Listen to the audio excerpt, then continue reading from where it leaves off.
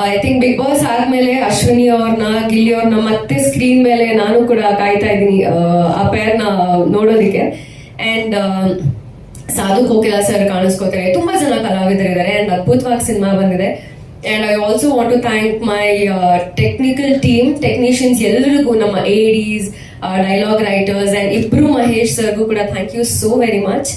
ನೀವು ಎಲ್ಲರೂ ಇಲ್ಲದೆ ಅಫ್ಕೋರ್ಸ್ ಇದು ಯಾವುದು ಪಾಸಿಬಲ್ ಆಗಿರ್ತಾ ಇರಲಿಲ್ಲ. ಫೈನಲಿ ಹಯಗ್ರೀವ 27ನೇ ತಾರೀಕು ರಿಲೀಸ್ ಆಗ್ತಾ ಇದೆ. ಎಲ್ಲರೂ ಸಿನಿಮಾನ ಥಿಯೇಟರ್ಸಿಗೆ ಬಂದು ನೋಡಿ ಅಂತ ಕೇಳ್ಕೊತೀನಿ. ಒಂದು ಡಿಫ್ರೆಂಟ್ ಪ್ಲಾಟ್ ಅಲ್ಲಿ ಸಿನಿಮಾ ನರೇಟ್ ಮಾಡಿದ್ದಾರೆ ಅಂಡ್ ಬ್ಯೂಟಿಫುಲ್ ಆಗಿ ಬಂದಿದೆ ಸಿನಿಮಾ.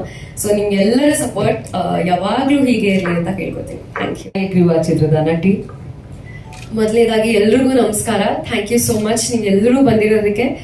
ಮೊನ್ನೆನ ನಿಮ್ಗೆಲ್ಲರನ್ನ ಮೀಟ್ ಮಾಡಿ ಆಲ್ರೆಡಿ ಮತ್ತೊಂದು ಸಿನಿಮಾ ರಿಲೀಸಿಗೆ ಬಂದಿದೆ. ತುಂಬಾ ತುಂಬಾ ಖುಷಿ ಇದೆ.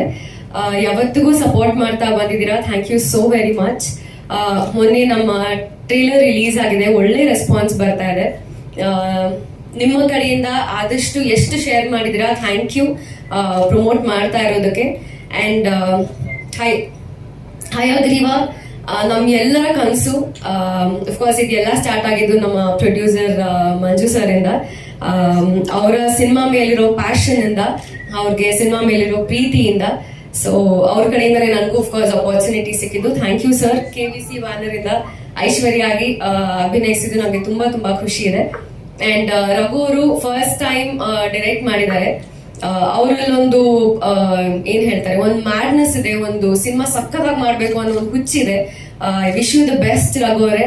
ಈ ಸಿನಿಮಾಯಿಂದ ಇನ್ನ ದೊಡ್ಡ ದೊಡ್ಡ ಮಟ್ಟಕ್ಕೆ ನೀವು ಹೋಗ್ಲಿ ಅಂತ ನಾನು ವಿಶ್ ಮಾಡ್ತೀನಿ. ತುಂಬಾ ಎಫರ್ಟ್ಸ್ ಹಾಕಿ ಸಿನಿಮಾ ಮಾಡಿದ್ದಾರೆ. ತುಂಬಾ ಖುಷಿ ಇತ್ತು ನಿಮ್ ಜೊತೆ ವರ್ಕ್ ಮಾಡಿದ್ದು ಕೂಡ.